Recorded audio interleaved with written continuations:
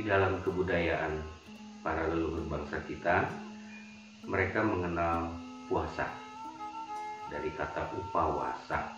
Upa itu artinya kecil, wasa itu artinya kekuasaan.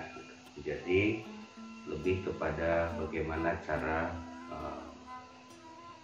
mengecilkan kekuasaan kita lah, mungkin ya, lebih kepada bagaimana kita mengendalikan nafsu yang begitu besar, keinginan, kehendak dan lain sebagainya, agar itu tidak menguasai diri kita, tidak menguasai kehidupan kita. Puasa pada prinsipnya adalah menetralkan kembali kimia tubuh yang ada pada diri kita. Nah, tubuh manusia itu isinya kimia. Jadi banyak reaksi-reaksi kimia terjadi di dalam tubuh kita dengan sangat rumit sekali. Puasa atau upawasa secara umum dilakukan 40 hari. Hanya untuk yang baru mau memulai tidak boleh langsung 40 hari, itu berbahaya sekali. Nah, ingat, puasa yang saya bahas ini tidak ada kaitannya dengan persoalan agama ya. Kita tidak cerita agama. Ini cerita tentang berpuasa ala leluhur kita. Setelah 40 hari berpuasa, orang-orang yang melakukan ini kimia tubuhnya akan berubah. Tapi yang jelas, ketika tubuh manusia berubah secara ikatan pola kimia tubuhnya, dia pun akan berubah. Perilaku, cara berpikir, dan yang pasti adalah rasa. Itu tentang puasa. Lalu pada puasa betul ada yang disebut dengan mudik. Mudik dengan pulang kampung itu nggak ada urusannya, berbeda.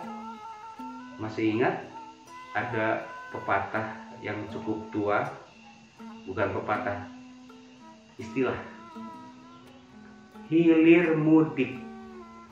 Hilir artinya ke bagian bawah, mudik itu artinya ke hulu. Jadi mudik itu adalah satu proses perjalanan menuju hulu. Maksudnya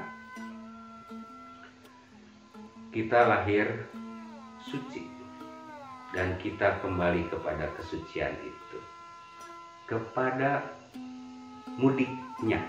Jadi mudik bukan berarti pulang kampung. Kampung kita di mana? Ini tubuh kita, ini kampungnya. Mudik kembali kepada jati diri kita yang sebenarnya sebagai manusia yang seutuhnya, yang sucinya sama seperti ketika dilahirkan. Itulah yang disebut mudik. Nah, kalau di zaman sekarang ada istilah mudik, itu jadi sama dengan pulang kampung. Kalau pulang kampung kan nggak perlu menunggu Idul Fitri gitulah ya. Enggak, pulang kampung kan bisa kapan saja. Saya juga sering pulang kampung. Saya yakin Anda semua juga para pengembara sering pulang kampung. Nah, ini dilakukan berkaitan dengan puasa tadi.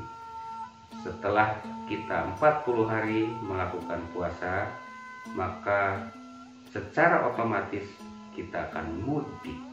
Artinya kembali kepada fitrah kita, kepada kesucian kita. Kenapa? Karena kimia tubuh kita menjadi netral kembali. Hilang penyesalan, hilang rasa kecewa, hilang kesedihan, bahkan boleh jadi hilang kegembiraan dan keceriaan. Netral sekali. Dalam bahasa masyarakat Jawa Barat disebutnya siger tengah atau kebo mulih pakandangan. Itulah yang disebut mudik. Jadi kembali kepada jati diri ketika kita sudah melakukan sebuah pengembaraan yang sangat jauh di dalam kehidupan ini. Mengembara bukan berarti fisiknya saja, tapi mengembara pikirannya, mengembara perasaannya, mengembara perilakunya. Nah, ayo mudik, artinya kembali kepada jati diri kita yang sebenarnya. Begitu. Jadi antara puasa dengan mudik pada dasarnya adalah kebudayaan asli bangsa kita, yang kemudian dialih kata atau dialih istilah atau dialih bahasakan, diterapkan bahwa puasa disamakan dengan saum di bulan Ramadan oleh saudara-saudara yang muslim. Padahal boleh jadi itu berbeda sekali, karena tidak ada istilah mudik aslinya ya. Di sana di Timur Tengah itu nggak ada mudik, apalagi pulang kampung. Kemudian juga mungkin bagaimana dengan negara-negara yang berbeda waktu. Nah, inilah keunggulan dari hidup di negeri kita. Kita punya waktu yang sangat luar biasa. Kenapa? Karena negeri kita berada pada garis ekuator atau garis khatulistiwa. Mataharinya sangat sempurna, 12 jam siang, 12 jam malam. Dan kita punya cuaca yang sangat luar biasa juga. Lalu satu hal yang tidak boleh kita lupa, bahwa laut yang mengelilingi negeri kita itu, lautan merupakan basa, sedangkan pegunungan merupakan asam.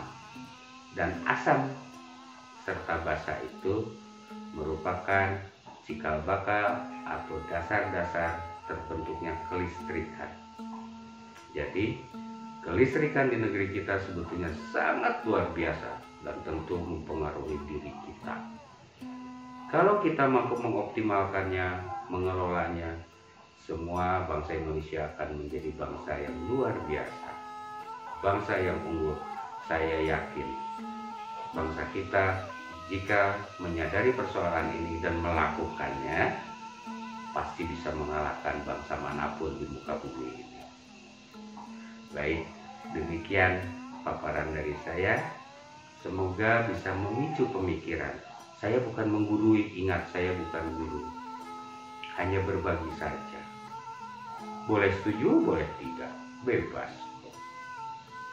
Terima kasih. Semoga berguna dan tetap di rumah. Kita putuskan virus corona COVID-19 bersama-sama. Dimulai dari diri kita dan keluarga kita. Rahayu, rahayu.